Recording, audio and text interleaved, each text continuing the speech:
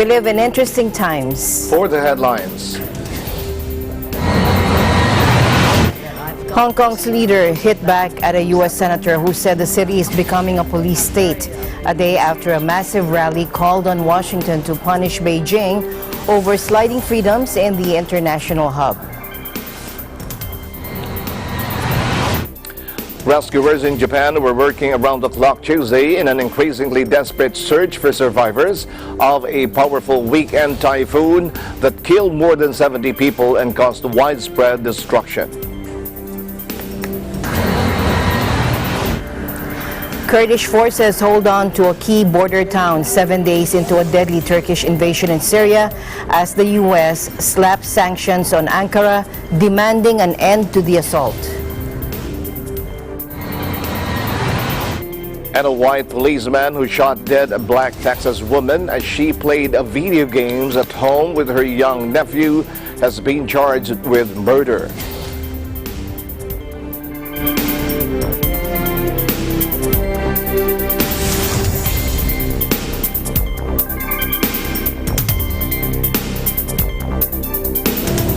I'm Alma Angeles, wherever you're watching from around the world. Thank you very much for joining us. We welcome our viewers here in the Philippines and around the world.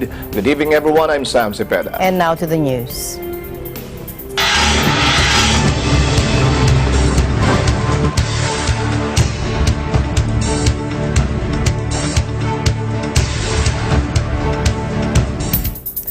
Hong Kong's leader on Tuesday hit back at a U.S. senator who said the city is becoming a police state, a day after a massive rally called on Washington to punish Beijing over sliding freedoms in the international hub. The territory has been battered by more than 4 months of pro-democracy protests and increasingly violent clashes with the police, with Beijing-backed Chief Executive Carrie Lam unable to resolve the unprecedented crisis. Critics have accused her government and the police of heavy-handedness, and some U.S. lawmakers, including Senator Josh Hawley, are trying to pass legislation that would make Hong Kong special trading status subject to annual reviews of its political situation. Hawley, a sponsor of the Hong Kong Human Rights and Democracy Act, had said during a weekend visit to the city that it was in danger of sliding towards a police state. Earlier, fellow Republican Senator Ted Cruz had accused the Chinese government of trying to impose dictatorship on Hong Kong. As far as individual U.S. senators coming to Hong Kong, meeting with a lot of people and making comments, I have to say that I thought their visit to Hong Kong will enable them to see the actual situation in a comprehensive and objective manner. But unfortunately, the feedback that I've got is most of them, or several of them, coming here, they have very preconceived views about Hong Kong situation. The Hong Kong police force is a highly professional and civilized force. I would challenge every politician to ask themselves if the large extent of violence act and all those petrol bombs and arson and attacks, really deadly attacks on policemen happened in their own country, what would they do? But the Missouri senator stood by his statement. I chose the words police state purposely because that is exactly what Hong Kong is becoming. I saw it myself. Hawley tweeted, if Carrie Lam wants to demonstrate otherwise, here's an idea: resign. The Hong Kong protests were sparked by opposition to a now-scraped proposal by Lam's government that would have allowed extraditions to the mainland, but have since transformed into a wider movement for democratic reform, including universal suffrage and police accountability.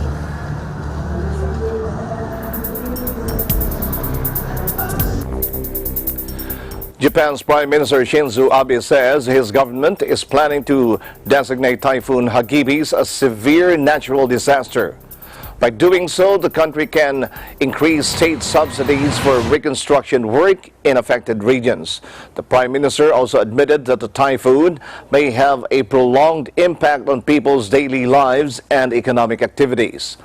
Meanwhile, rescuers worked into a third day on Tuesday in an increasingly desperate search for survivors of a powerful typhoon that killed 70 people.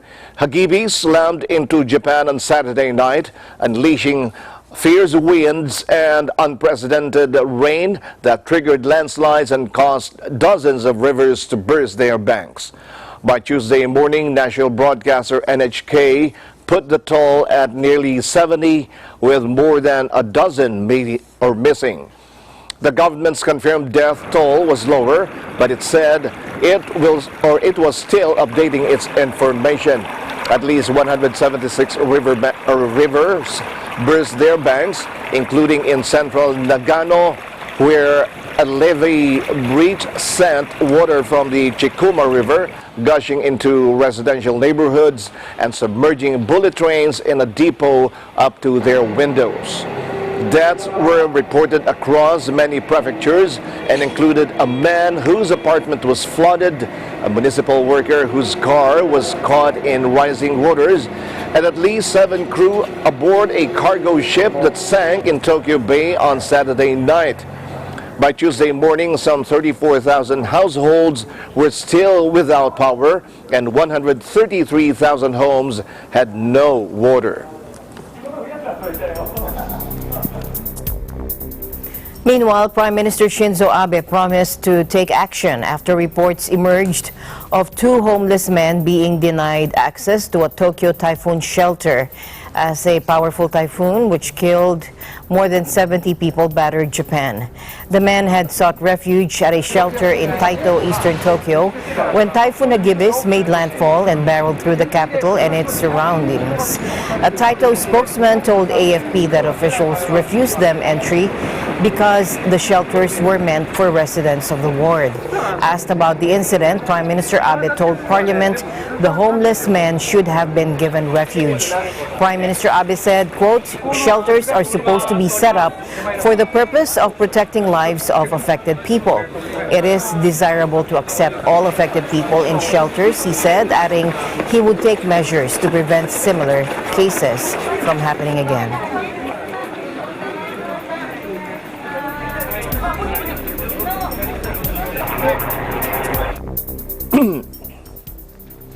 In a written statement posted to his Twitter account, U.S. President Donald Trump authorizes sanctions on Turkey's leaders, reimposes steel tariffs, and ends trade negotiations to protest Ankara's offensive into Syria.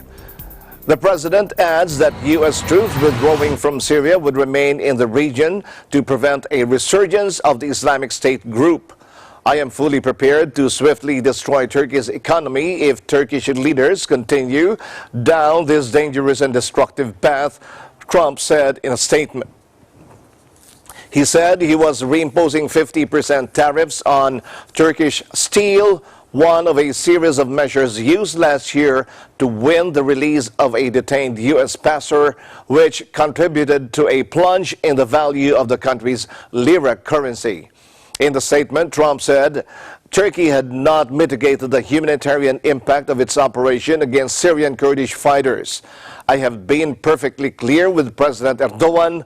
Turkey's action is precipitating a humanitarian crisis and setting conditions for possible war crimes," he said. He said Turkey must ensure the safety of civilians, including religious and ethnic minorities, and is now or may be in the future responsible for the ongoing detention of ISIS terrorists in the region. President Trump has come under heavy criticism at home for appearing to give his blessing to President Recep Tayyip Erdogan, who links Syrian Kurdish fighters to separatist militants at home.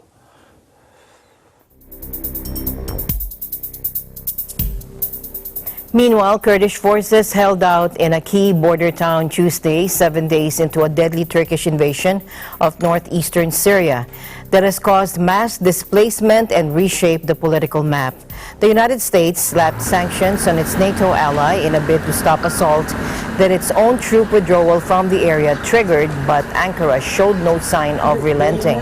Using a dense network of tunnels, berms, and trenches, Kurdish fighters from the Syrian Democratic Forces, or SDF, have been mounting a desperate defense of Ras Al Ain. They launched a large counterattack against Turkish forces and their Syrian proxies near Ras Al Ain, the Britain-based Syrian Observatory for Human Rights said. Now, since launching their assault on October 9, Turkish-backed forces have secured more than 100 kilometers of border, but Ras Al Ain, which the Kurds call Serikani, has held out.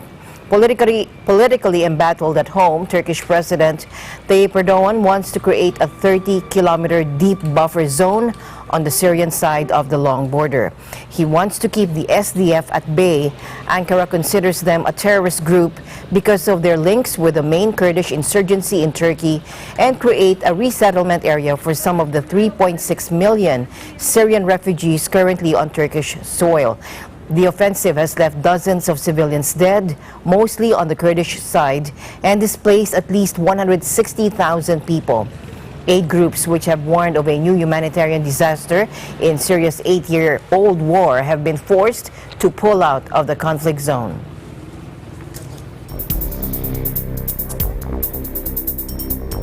Thousands of Catalan separatists hit the streets in protest and blocked access to Barcelona airport on Monday after Spain's Supreme Court sentenced 9 of their leaders to heavy jail terms over the failed 2017 independence bid.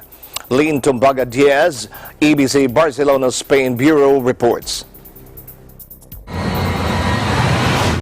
The decision of the Supreme Court of Spain on the case of sedition of the Catalan leaders caused hundreds of the pro-independence supporters and civil groups to protest on the main streets of Barcelona, Spain.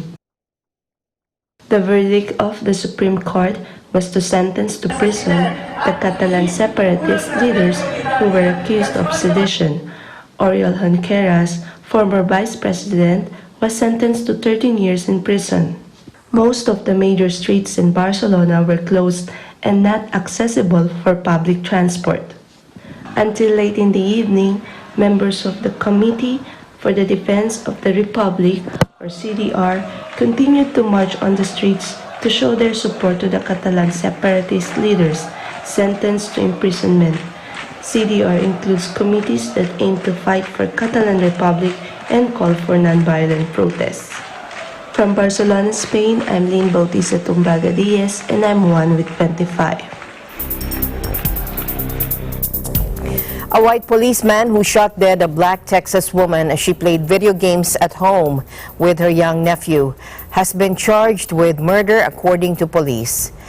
Aaron Dean gunned down 28-year-old Tatiana Jefferson from outside her Fort Worth property in the early hours of Saturday as she approached a window to investigate noises outside. The incident, less than 2 weeks after a white police woman was jailed for killing a black man in his apartment in nearby Dallas, has sparked a wave of anger in the U.S., where so-called blue-on-black violence fueled the rise of the Black Lives Matter movement. As seen on body camera video released by police, 2 officers with flashlights walked around the perimeter of the house before seeing, quote, a person standing inside the residence near a window, according to a news release from Fort Worth Police. Perceiving a threat, the officer drew his duty weapon and fired 1 shot, striking the person. The officer was not been named but was identified as a white man with the local police since 2018. Did not announce he was a police officer before shooting, according to Lieutenant Brandon O'Neill, a police spokesman, acknowledged during a news conference. In the body cam video, the officer is heard saying so rapidly that the words almost run together, "Put your hands up, show me your hands." The words are followed immediately by the sound of a gun firing, and the victim's 8-year-old nephew was in the room with her playing a video game at the time of the shooting, said a family lawyer. Lee Merritt Jefferson, a college graduate who worked for a pharmaceutical company, died at the scene.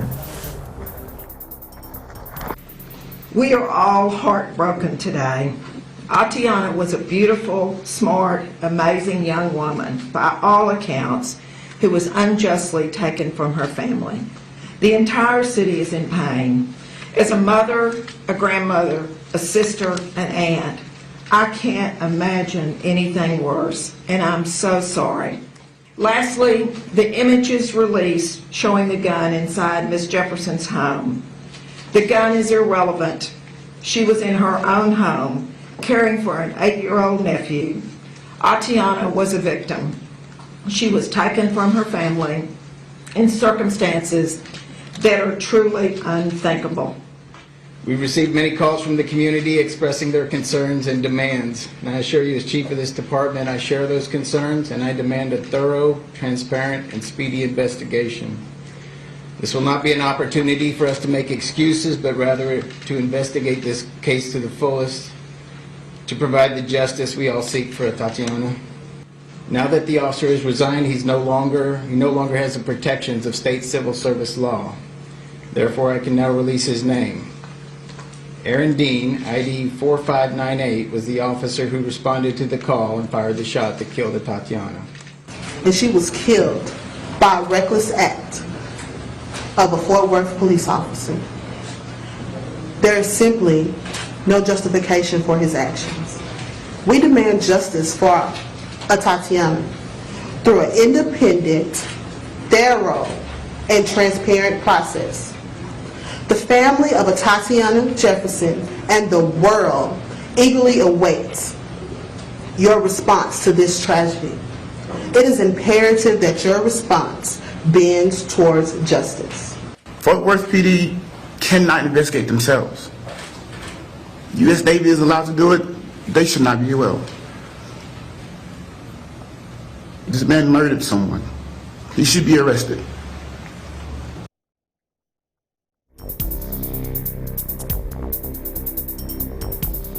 The White House alleged effort to reassure or pressure Ukraine so alarmed the former National Security Advisor John Bolton that he alerted a lawyer, his former aide said on Monday, according to U.S. media. Bolton also warned that President Donald Trump's personal attorney Rudy Giuliani, who has emerged as the point man in the president's alleged drive to pressure Ukraine to dig up dirt on Democratic presidential hopeful Joe Biden, is a hand grenade who's going to blow everyone up. His aide, Fiona Hill, told lawmakers, according to the New York Times. The remark, which was also reported by NBC News, came after Trump's former top Russia advisor, Fiona Hill, sat for an hour-long closed-door deposition before U.S. lawmakers probing whether to impeach the president. AFP could not independently verify the report. Following a sharp exchange with the U.S. ambassador to the European Union, Gordon Sondland, who was working with Giuliani on the pressure campaign, Bolton instructed Hill to notify a National Security Council lawyer, according to the Times. Her testimony came after allegations that Trump pushed Ukrainian President Volodymyr Zelensky to investigate the Bidens in a July 25 phone call, which sparked an impeachment inquiry by the House of Representatives. On Monday evening, Giuliani said, "I don't know Fiona and can't figure out what she is talking about," and that the State Department arranged all his contacts with Ukraine, according to the Washington Post. Last week, the Times reported that Giuliani was himself under federal investigation for his dealings with Kyiv on Trump's behalf. Trump, in September, fired Bolton, who is known for his hardline stances on Washington's arch enemies, particularly Iran, North Korea, and Venezuela. Hill left the Trump administration shortly before the July call with Zelensky.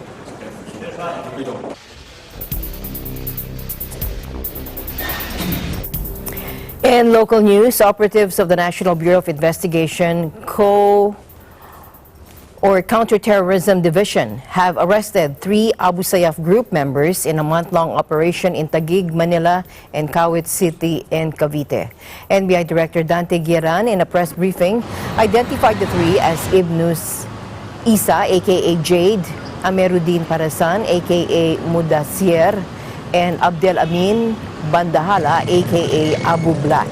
The NBI said the group was involved in the abduction of Jehovah's Witnesses in Patikul, Sulu in 2002 and the Golden Harvest kidnapping case in Lantawan, Basilan on August 20, 2001. NBI Assistant Director for Intelligence Service Eric Distor said the agency, citing follow-up reports, found Emerudin Pasaran and Ibnus Isa hiding in a safe house in Metro Manila, while Abdelamin Bandahala was employed as a security guard in Kawit, Cavite. The operations were conducted by the NBI in coordination with the Armed Forces of the Philippines and the Philippine National Police, Manila Police District, and Southern Police District. A total of 18 members of the terrorist group have been apprehended by the NBI since January.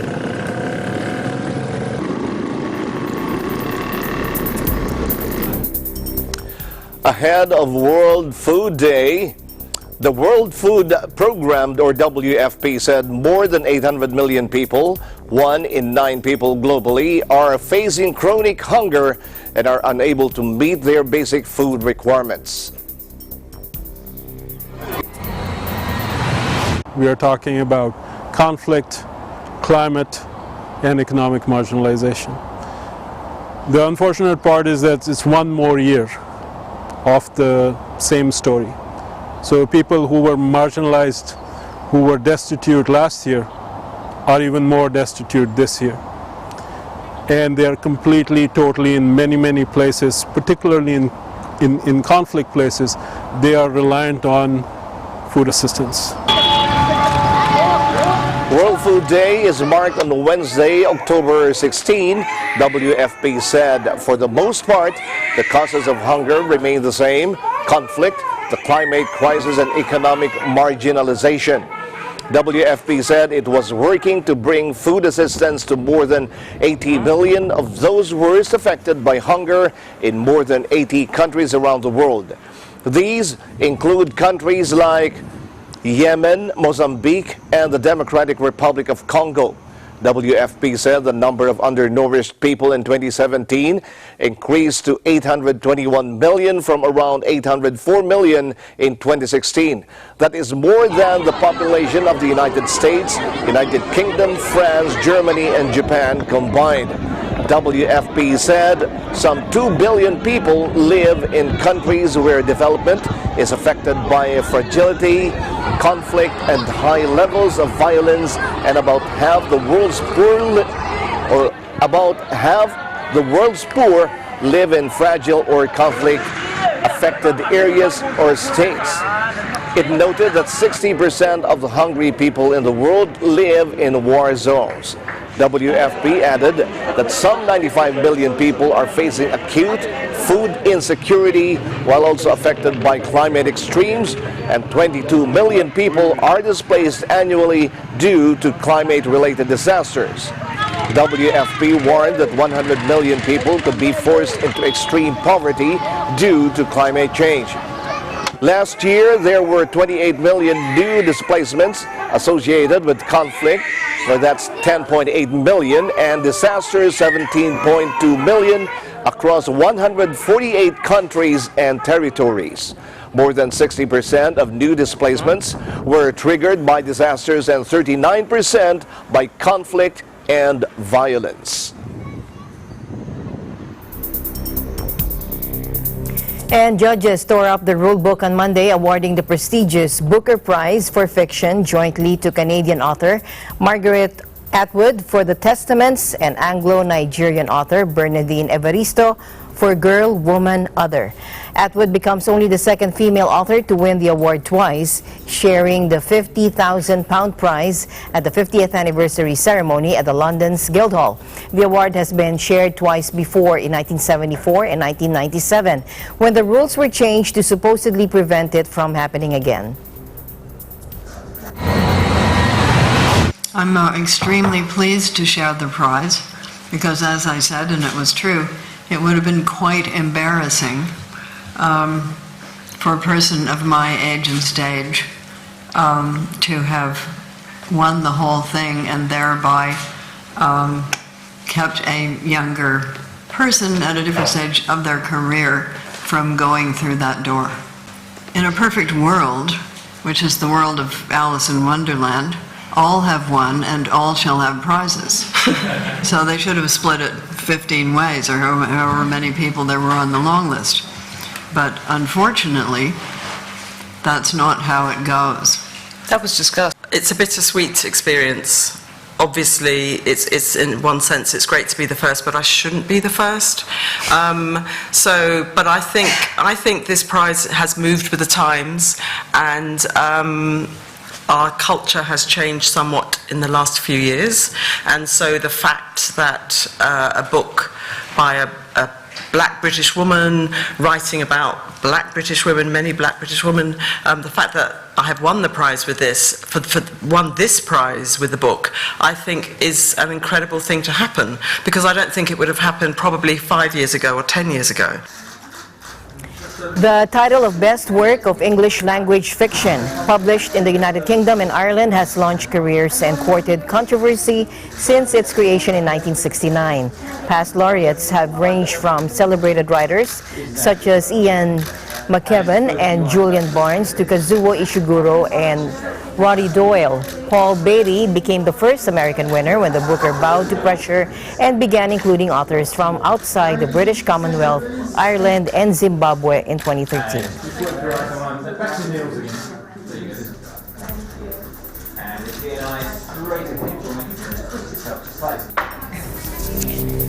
And the news continues here on Eagle News. We'll be right back. Stay tuned.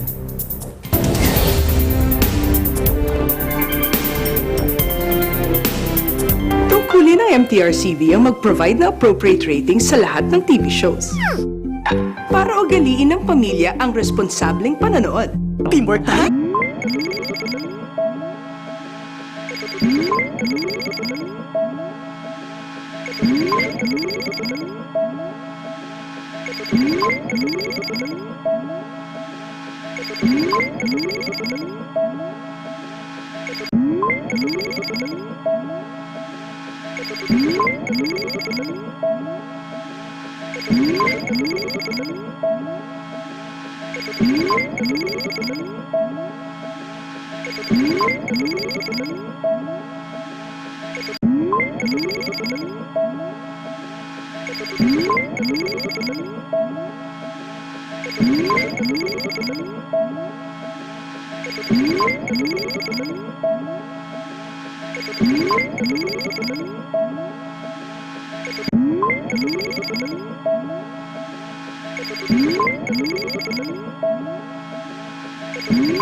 World's favorite sport. And it's no wonder. Spectacular goals. And plenty of emotion.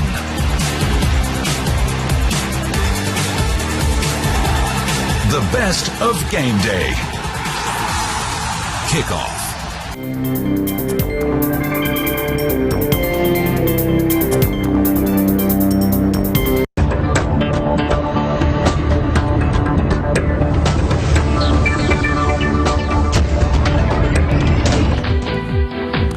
Century Pacific Food Inc., one of the Philippines' largest food and beverage companies, has signed multiple deals to supply tuna, sardine, and coconut milk products to top Russian firms.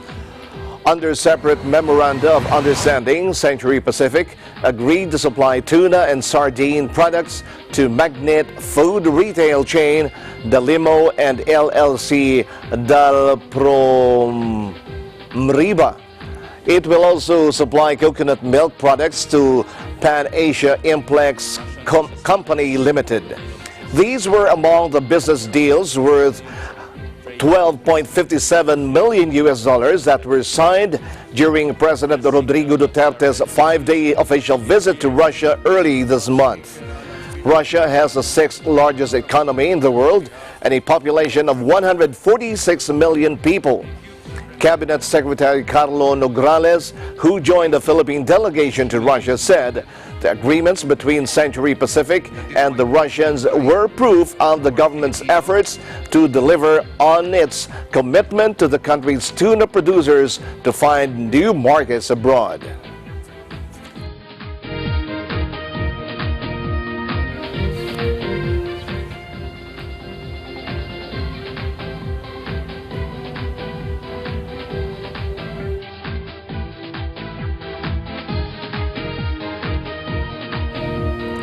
China's consumer inflation accelerated at its fastest pace in almost 6 years in September, as African swine fever sent pork prices soaring nearly 70% according to official data.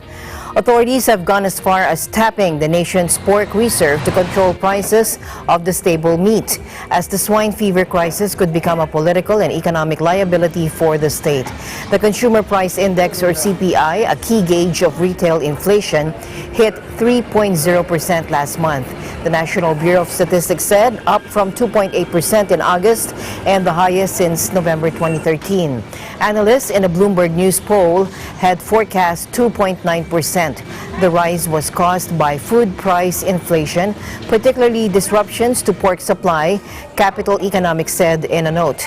The price of pork soared 69.3% on year in September, according to the NBS.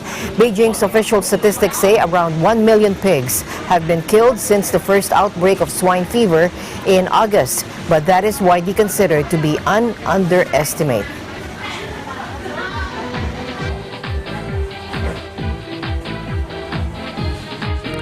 EU Brexit negotiator Michel Barnier said Tuesday that a deal with Britain could be reached this week, but warned more tough talks are still needed.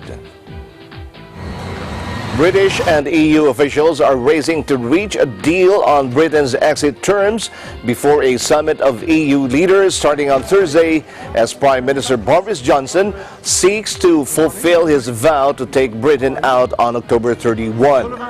As he arrived in Luxembourg to brief the other 27 EU states on the state of the closed-door talks, Barnier struck a cautiously upbeat note.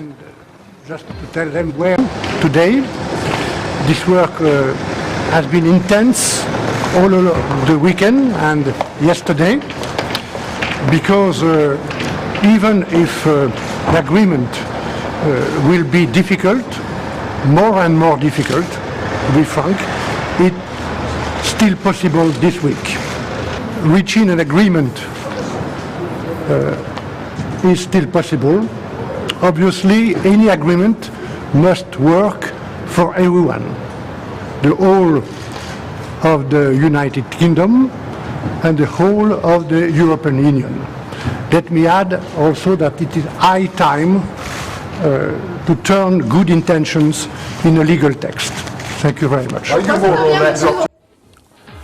London's Brexit Minister Stephen Barclay will join Barnier in Luxembourg later in the morning in what is being seen as a positive sign for progress in the talks, which have been shrouded in secrecy since the weekend as the two sides seek to avoid potentially damaging leaks.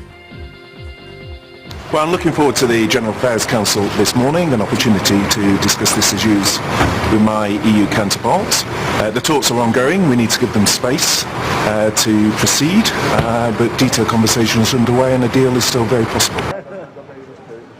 European ministers arriving to hear from Barnier insisted Britain still had to give more ground on its customs plans to protect the integrity of the EU single market from potential smuggling. The proposal contained some step forward, but not enough to guarantee that the internal market will be protected. Of course, consumers, companies in the Netherlands have to be assured that there will not be byway through the Northern Irish border for products out of the European Union. Well, I know there have been intensive talks and they are still going on, and let's use the remaining time until the 31st of October. More than 3 years after Britain's 2016 referendum vote to leave, talks remain stuck on how to avoid customs checks on the border between British-ruled Northern Ireland and EU member Ireland. The EU has reservations about London's proposed customs arrangements and the role for Northern Ireland's Stormont Assembly in giving consent to the plans. Meanwhile, British Prime Minister Boris Johnson on Monday set out his government's priorities at a parliamentary ceremony full of pomp and pageantry attended by the Queen, with Brexit at the top of the agenda. But with time running out for an amicable divorce deal before EU leaders meet later this week, few of the proposals look likely to be enacted, with predictions of a snap election. Queen Elizabeth II, meanwhile, announced in a speech to lawmakers a list of 26 new bills ranging from implementing a yet-to-be-finalized EU divorce agreement to criminal sentencing and the environment. My government's priority has always been to secure the United Kingdom's departure from the European Union on the 31st of October. My government intends to work towards a new partnership with the European Union based on free trade and friendly cooperation. My ministers will work to implement new regimes for fisheries, agriculture and trade, seizing the opportunities that arise from leaving the European Union. An immigration bill ending free movement will lay the foundation for a fair, modern and global immigration system. My government remains committed to ensuring that resident European citizens who have built their lives in and contributed so much to the United Kingdom have the right to remain. Measures will be brought forward to support and strengthen the National Health Service, its workforce and resources, enabling it to deliver the highest quality care. The raft of policies outlined included plans for an EU withdrawal agreement bill to enshrine in British law a deal that Prime Minister Johnson is still racing to agree with Brussels before the scheduled end-of-the-month departure date. The Conservative leader has repeatedly said Brexit must happen this month, more than 3 years after Britons voted narrowly in a 2016 referendum to leave the bloc after nearly 5 decades of membership. But if he fails to get the deal by an EU summit on Thursday and on Friday, he risks having to ask Brussels to delay under a law intended to prevent a potentially damaging no-deal exit. But if he fails to get the deal by an EU summit on Thursday and Friday, he risks having to ask Brussels to delay under a law intended to prevent a potentially damaging no-deal exit.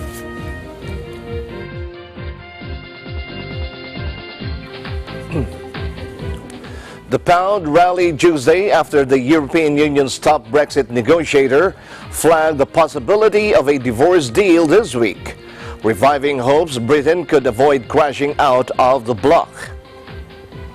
With the exit deadline on October 31, Michel Barnier's comments reinforced hopes for an eventual agreement between the two sides and came after reports said a compromise was taking shape.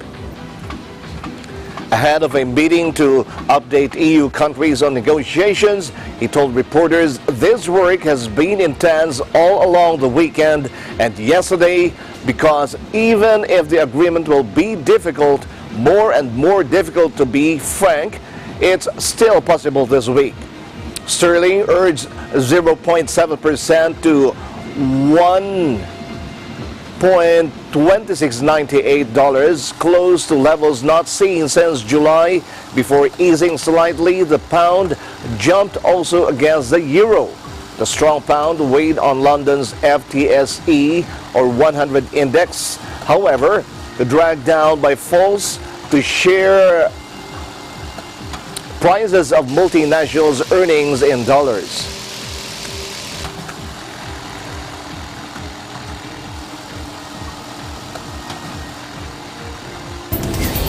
More news will be coming your way when Eagle News International returns. Stay tuned.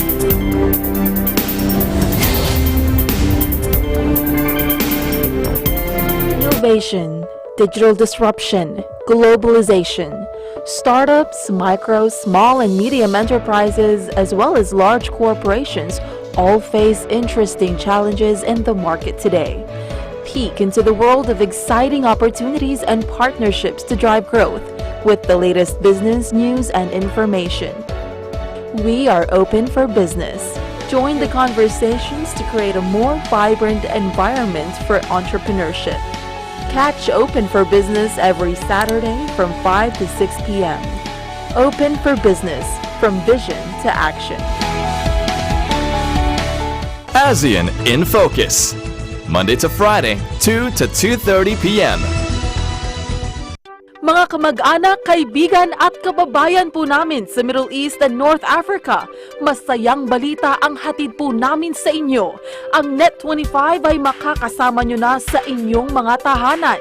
Mapapanood nyo na ang inyong mga paboritong programa sa pamamagitan ng OSN, ang pinakamalaking entertainment network sa buong rehiyon.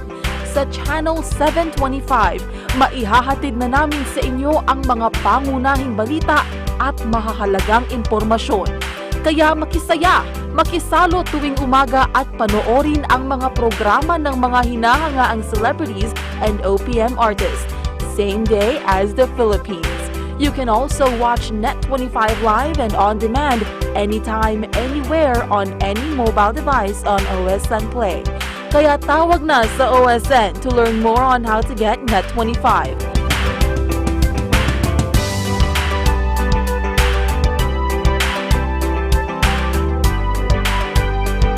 Sa Net25 on OSN, siguradong at home ka dito.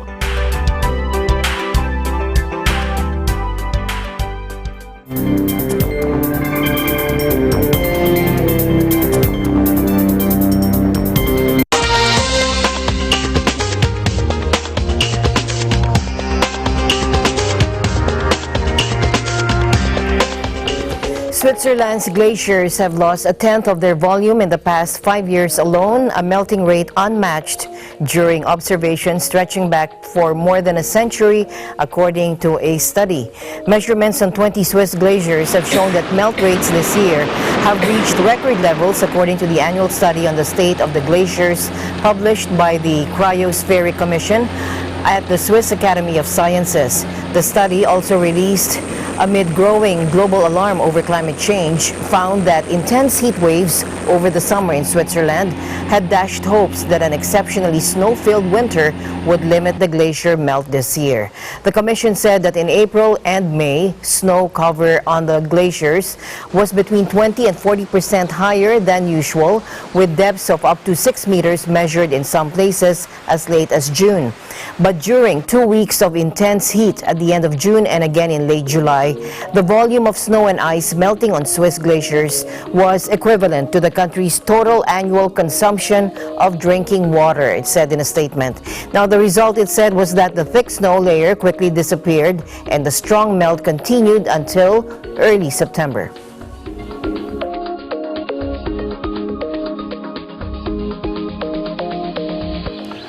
A feisty 4-meter king cobra, or that's 13 foot, was pulled from a sewer in southern Thailand in an hour-long operation, a rescue foundation said Tuesday, describing the reptile as one of the largest they had ever captured. Footage of the daring capture showed a man chasing the cobra, the world's longest venomous snake, into a dark and cramped drainage pipe. The cobra splashed around in water and tried to slither back into the pipe, but was pulled out by the tail after multiple attempts. A security guard on the housing estate where it was found first alerted the rescue group on Sunday. Krit Kamon Kanghai, 26, said the snake was more than 4 meters long, weighed 15 kilos, and was the third largest they had found. It was later released into the wild. Thailand is teeming with reptiles, and several species of cobra are native to the Southeast Asian country. References to the deadly snake fill folklore. The main international airport was built on an area that used to be called Cobra Swamp. Snakes have increasingly become a headache for residents in the Thai capital, where the fire department is sent out to respond to calls from alarmed citizens. Authorities are reluctant to get rid of the reptiles because they help to control a rat population that could otherwise threaten crops and foodstuffs. King cobras, however, mainly feed on other snakes, particularly the rat snake.